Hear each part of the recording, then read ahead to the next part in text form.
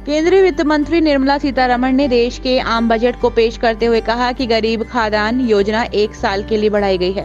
वित्त मंत्री ने बड़ी योजना करते हुए कहा है कि 7 लाख की आय तक अब कोई टैक्स नहीं लगेगा।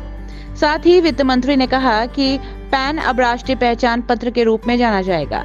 अभी मैंने सारे प्रावधान तो नहीं पढ़े हैं, लेकिन जितना अभी सुना मेरे वरिष्ठ बोल रहे थे उसके हिसाब से वाकई संतोषजनक नहीं है, क्योंकि हमारी जो सबसे सरकारी नौकरी का जो क्रेज होता था वो पेंशन हुआ करती थी, और पेंशन ना होने से जो प्रतिभा है, जो टैलेंट है, वो प्राइवेट सेक्टर की तरफ रुख कर रहा है, क्योंकि पेंशन यहाँ से समाप्त कर दी गई है। तो पेंशन जो मूलभूत सरकारी होने सर्विस करने का जो मूलभूत सबसे बड़ा लाभ था वो मिल नहीं पा रहा है। इसके अलावा अभी जो स्लैब चेंज किया है इन्होंने 5 से 7 करके, वो कोई बहुत बड़ी बात नहीं है, ना ही वो कोई बहुत बड़ी राहत का विषय है।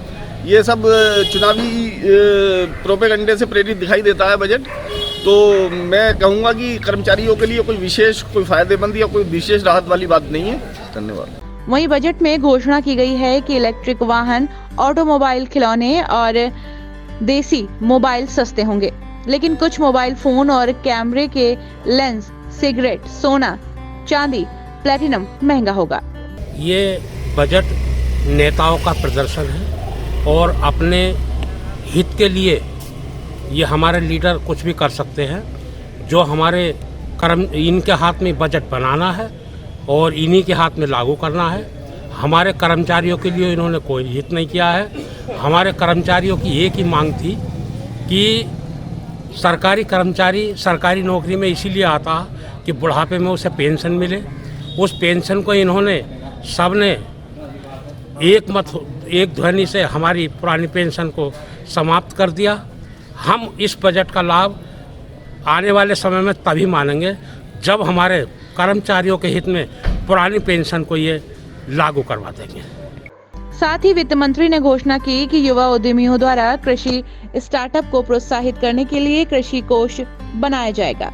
बजट को हम केवल इस नज़रिए से देखते हैं कि केवल एक ही चुनावी बजट है और इस समय काम करने से ज़्यादा प्रचार प्रसार ज़्यादा किया गया है।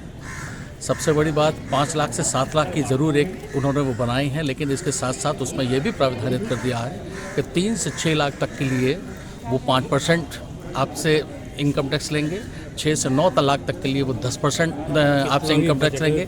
ये जो उन्होंने 7, 5 या 6 स्लैब बना दिए हैं, उस स्लैब के आधार पर कर्मचारी को इससे कोई फ़ायदा होने वाला नहीं है। अभी ये भी स्थिति पता नहीं लग पाई है कि कितने रुपए का इन्वेस्टमेंट, अगर इन्होंने 7 लाख किया है तो पहले जैसे 1.5 लाख का प्रावधान था, क्या उससे कुछ बढ़ोतरी करी है, इस बात का भी पता नहीं लग पाया है।